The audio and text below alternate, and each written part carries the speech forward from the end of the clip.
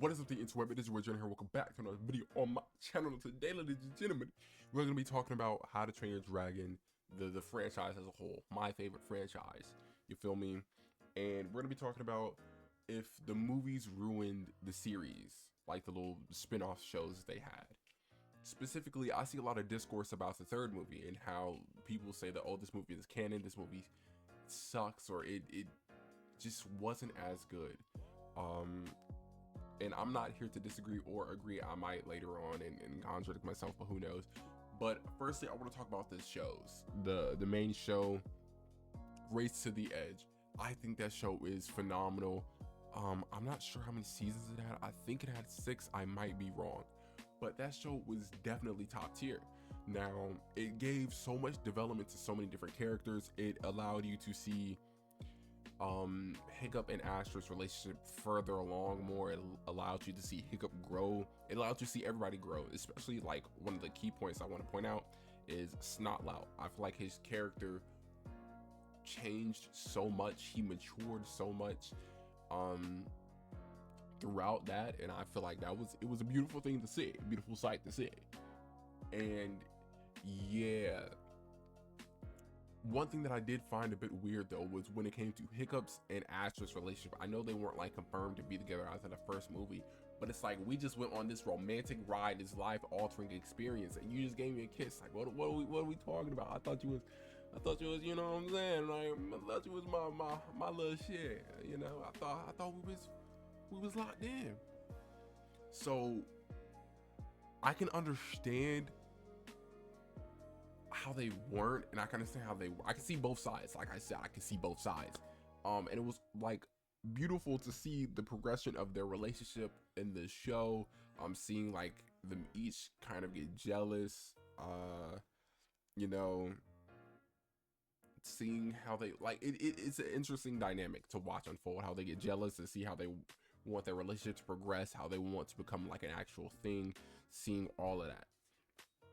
It's also one of the points that I thought was really nice in the show was Hiccup acknowledging that, like, I can't remember which one of the twins it was, but like that rough nut or tough nut, one of the guy one was like one of his best friends. It was beautiful. Like, there's so many gem moments in that show. And in terms of villains, I'm all over the place, but in terms of villains, Vigo was definitely a better, more strategic villain than than Grimmel. He was definitely a better villain. Ooh. Excuse me. But yeah, people don't like to acknowledge the third one, mainly for the fact that they released the dragons at the end. I thought it was a beautiful way to wrap up the trilogy. They got dragons in the first movie, they released them in the third movie. And people were talking like in the Gifts of the Night Fury, how Hiccup tried to give Toothless a tail. Toothless would never leave Hiccup. This and that. Yes, that is true. He tried to give Toothless his own tail. Toothless just used it to give him back his mother's helmet and then broke the tail because he didn't want to be without Hiccup. I understand that point. But at that point, Toothless never had a reason to want to leave Hiccup. Like, they were, you know what I'm saying? They were intertwined. They were like that's my twin for real.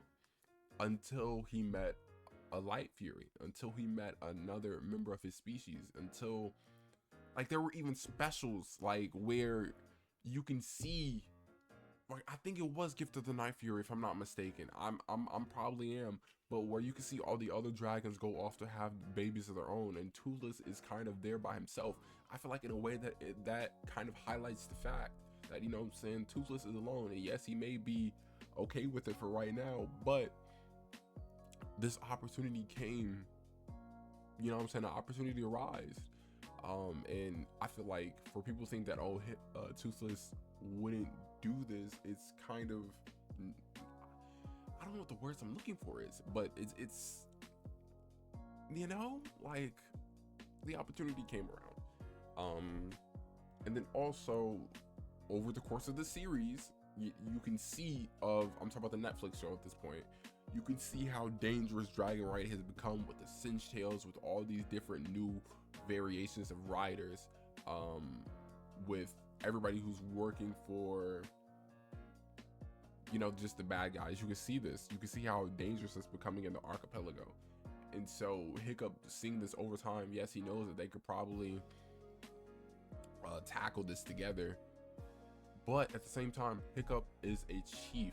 In this movie, he kind of sees that he was putting the dragon's value above like his people. He's like, oh, Burke is where the people are. Yes, that is true. But at the same time, him wanting to be with Toothless, him wanting to still protect the dragons and all of this, kind of put his citizens at risk. Kind of, you know, like that was more emphasized, I want to say, with Rough Nut, how she got captured and they didn't really know, and you know, he put them at risk. So as long as people are hunting dragons, you know, it's time. It's time for them to go and do their own thing. I think the third movie is still very good. I think the third movie has a lot of emotion. The second movie is peak. First movie is peak. Like in most trilogies, the third movie often does lack a little bit, and that's simply because of how like high of a standard the first two set. Same with Kung Fu Panda, like phenomenal. But yeah, I might talk about Kung Fu Panda like in the next video or something like that. Who knows? But yeah, the trilogy was amazing. Yes, it did regress with some of the information, like with some of the plot points, with some of people's character development. Oh my gosh. I don't know why I'm yawning. It did regress with some of the people's character development, but it's to be expected. The TV show was peak. It filled in the much needed gaps. There was another thing from the TV show that I wanted to talk about. The ending was peak. The ending was so peak.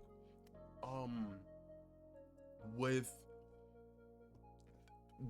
at this point, you know,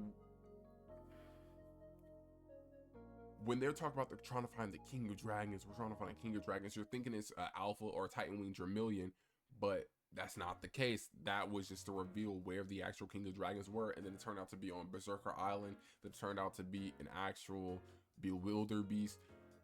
Peak, bro, peak. I don't need to know how that dragon got there. I don't need to know any of that. I don't even know how that egg got there. I don't even know any of that, bro. That's like, it's, I take it as what it is, and that the whole moment was peak.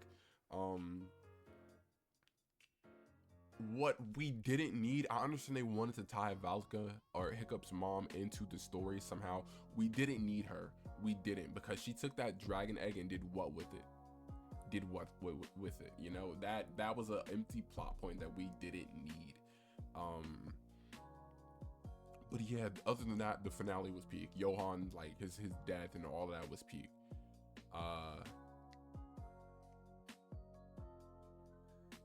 Oh my gosh. I don't know why I'm yawning so much. But that finale was genuinely like peak, man. I know, it's a lot of baseless claims here, but yeah. And while we're on the topic, there is another thing that kind of like ruffled me wrong. This is the only Race of the Edge episode I can't watch, or any time that this is brought up, I just skip it a little bit. Where Fish Legs gets like this awesome personality or whatever, and he's like, and he finds out that his family was dragon hunters, and my whole thing's like, bro, 3 years ago y'all were still hunting dragons. 4 years ago, 5 years ago, y'all were still hunting dragons.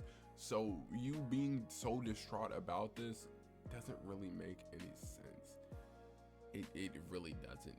That's the only part that I didn't like. That whole alternate personality thing, I didn't like.